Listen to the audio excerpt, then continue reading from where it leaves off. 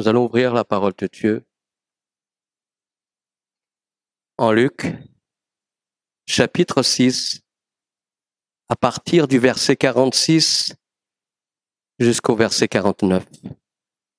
Alléluia. Alléluia. Merci Seigneur. Chapitre 6 de Luc, verset 46 jusqu'au 49, nous dit ceci. Soyez attentifs, frères et sœurs.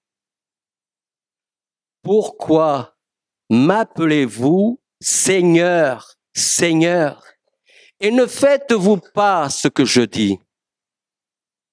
Je vous montrerai à qui est semblable tout homme qui vient à moi, entend mes paroles et les met en pratique. Il est semblable à un homme qui, bâtissant une maison, a creusé bien avant, et a posé le fondement sur le roc. Une inondation est venue, et le torrent s'est jeté contre cette maison sans pouvoir l'ébranler, parce qu'elle était bien bâtie. Mais celui qui entend et ne met pas en pratique est semblable à un homme qui a bâti une maison sur la terre sans fondement. Le torrent s'est jeté contre elle, aussitôt elle est tombée et la ruine de cette maison a été grande. Le Seigneur veut nous montrer ce soir. Il dit dans sa parole, c'est Jésus qui parle, il veut nous montrer à qui est semblable tout homme qui, premièrement, vient à lui. Deuxièmement, entend ses paroles. Et troisièmement, qui les met en pratique. Frères et sœurs, nous sommes tous dans la joie. Moi, je suis dans la joie. Et vous savez, frères et sœurs, aller à la maison de Dieu, nous sommes dans la maison de Dieu. C'est quelque chose de très important. De pouvoir nous rencontrer dans la maison de Dieu, d'être ensemble, d'être dans l'unité de l'esprit. C'est quelque chose d'excellent. Aller à la maison de Dieu pour louer le Seigneur, pour adorer le Seigneur, c'est quelque chose de merveilleux. Quand nous venons à la maison de l'Éternel, vous savez, frères et sœurs, quand nous sommes ensemble, comme nous sommes dans l'unité, ça produit, la joie. C'est pour cela que nous sommes dans la joie, parce que nous sommes tous ensemble dans la maison du Seigneur. C'est comme nous dit le psaume 122, verset 1, nous dit « Je suis dans la joie quand on me dit « Allons à la maison de l'Éternel ».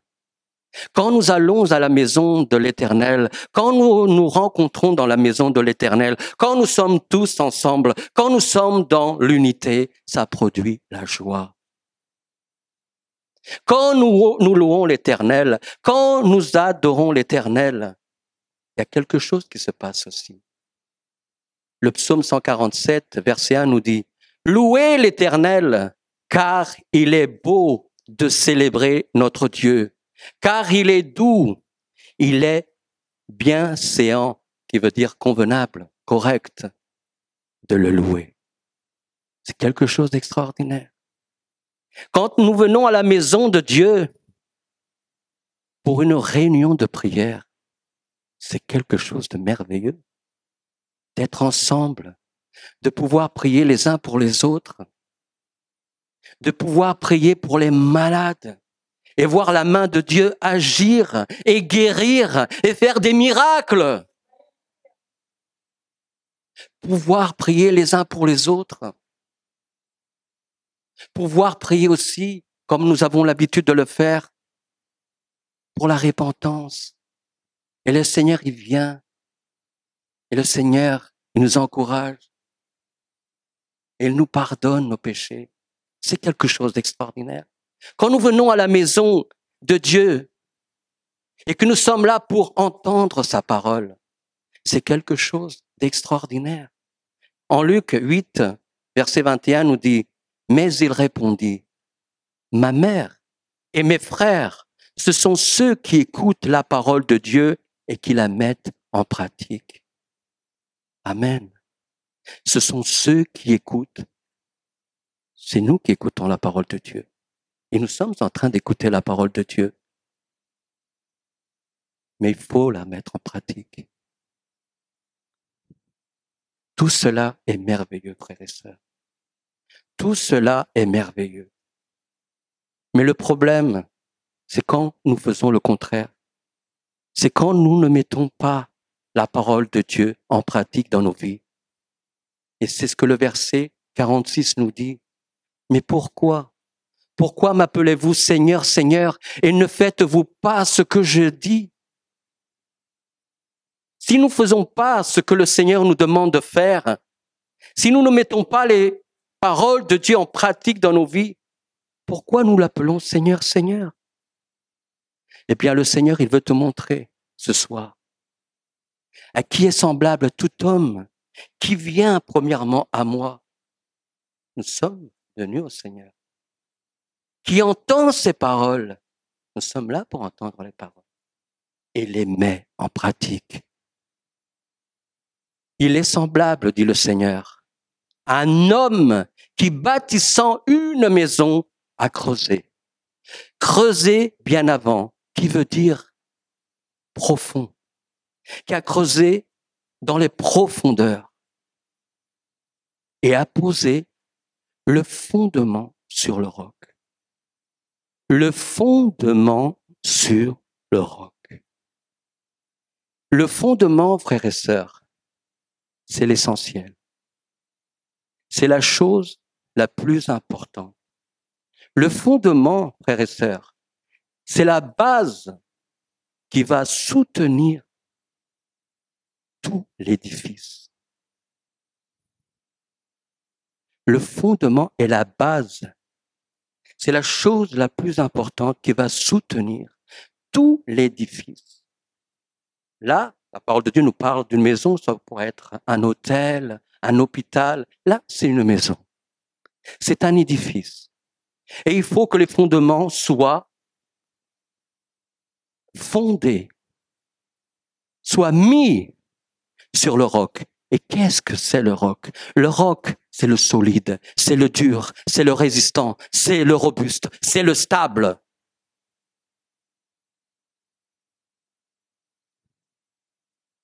Ces fondements vont soutenir tout l'édifice. Et non pas à peine que l'édifice, mais tous les éléments qui vont être à l'intérieur de cette maison. Tous les éléments qui vont être dans cette maison. Et tout cela, frères et sœurs, ça va créer une force, ça va créer un poids. Et non pas seulement à l'intérieur de cette maison, mais les éléments extérieurs aussi,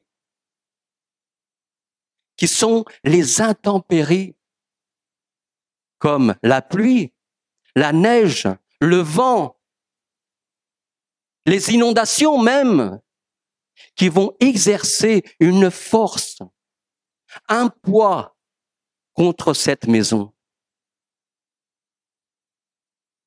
Et si cette maison n'est pas sur un fondement qui soit fondé sur le roc, eh bien, c'est ce que la parole de Dieu nous dit au verset 49. Le torrent s'est jeté contre elle et aussitôt elle est tombée. Et la ruine de cette maison a été grande. Je me rappelle, frères et sœurs, chez moi, dans le sud où j'habitais,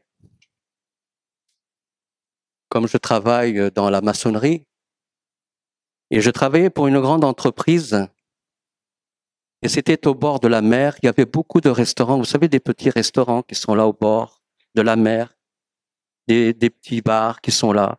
Et on avait l'habitude tous les jours à midi, même le soir, on allait prendre un petit café. Et on rentrait dans ce petit restaurant tous les jours.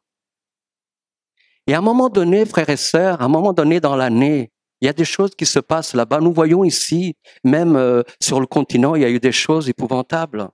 Les fameuses marées, des marées qui se retirent des centaines de mètres et des centaines de mètres. Mais quand ces marées remontent, elles envahissent tout. Et c'est ce qui s'est passé chez moi à cette occasion. Ça a été des marées, ça a été un truc extraordinaire. J'avais jamais vu une chose pareille. On appelle là-bas des marées vives. Et cette marée de la mer est rentrée dans le sol, voilà, est sortie là du normal. Et le lendemain, quand on était là pour venir au fameux petit restaurant pour prendre le café, et ben la maison, elle était à moitié suspendue, elle était à moitié en l'air et à moitié sur le sable.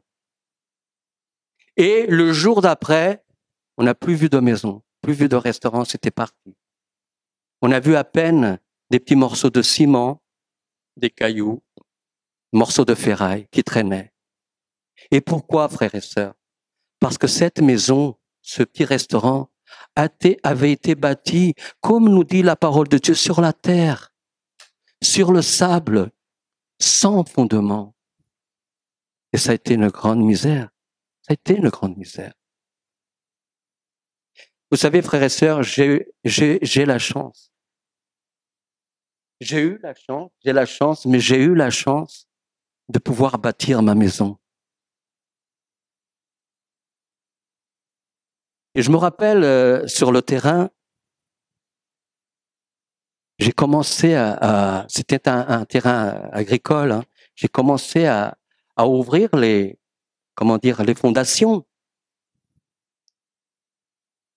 Et j'ai commencé à creuser, mais à un moment donné, je voyais que c'était tellement mou, la terre était tellement molle, que j'ai fait toutes les ouvertures, je les ai fait avec la pelle. À peine avec la pelle. Et j'ai creusé, et je n'ai pas trouvé de sol ferme. Je n'ai pas trouvé le terrain ferme. Et vous savez ce qu'il a fallu faire? Alors j'ai demandé que voilà des camions de pierres, vous savez, des rochers, de la roche, des pierres qui ont été mises, tout étalé pour faire le fondement. Parce que le terrain, il n'était pas ferme, il n'était pas solide, il n'était pas dur. Alors j'ai créé quelque chose de dur avec de la roche, il y avait du béton, il y avait de la ferraille. C'était quelque chose de costaud. Et là, j'ai pu bâtir ma maison parce que j'avais de bons fondements. J'avais des fondements résistants et j'ai bâti ma maison. Et ça a été en 95. Ça fait presque 30 ans, frères et sœurs. Et à chaque fois que je retourne à ma maison, j'observe l'intérieur de cette maison, j'observe l'extérieur de cette maison et pas une brèche. Pas une brèche. Pourquoi? Parce qu'elle a été bâtie avec des bons fondements sur quelque chose de solide, sur le roc. Amen, frères et sœurs. Ce que le Seigneur veut te parler aujourd'hui, frères et sœurs, c'est quelque chose de très important pour ta vie, pour ma vie, pour nos vies. C'est que la maison, en fait, c'est nos vies. C'est ta vie. C'est ma vie.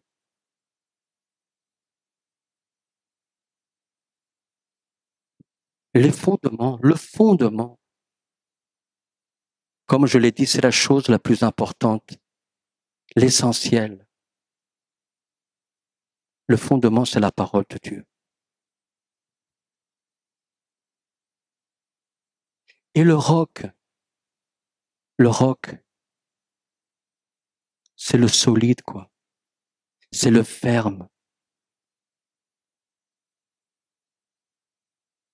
C'est ce qui va soutenir toute la structure avec ses fondations. La maison, c'est ta vie, je le répète. Ta maison, c'est ta vie, c'est ma vie. Le fondement, c'est Christ, c'est la parole de Dieu. Tu ne peux pas bâtir tout seul. Tu ne peux pas bâtir tout seul. Tu bâtis ta vie, c'est vrai, mais il faut que tu la bâtisses avec Christ. Il est le fondement. Il est la parole de Dieu. Sans la parole de Dieu, nous ne pouvons rien faire. Sans la parole de Dieu, nous ne pouvons rien faire. C'est le fondement, c'est la base de la structure de ta vie. Et le roc, c'est Christ aussi. C'est Christ aussi. Et quand ces bases, quand ces fondements sont ancrés sur le roc, sur le dur, sur le ferme, sur le solide, tu ne craindras rien. Parce que tu bâtis avec Christ et tu bâtis sur Christ. Tu n'as rien à craindre. Ta maison, elle va résister aux tempêtes. Et les tempêtes, ce sont les problèmes de nos vies. Les agitations, ce qui vient contre ta vie, c'est ce qui te bouscule, c'est ce qui veut te bouleverser, te faire tomber. Et si tu n'as pas ta vie avec de bonnes fondations, si tu n'as pas ta vie ancrée sur le roc, ta maison peut tomber à n'importe quel moment. Amen, Église. Seigneur, je te rends grâce, Seigneur, pour ta parole, Seigneur. Et c'est vrai, Seigneur, que tu nous parles encore, Seigneur.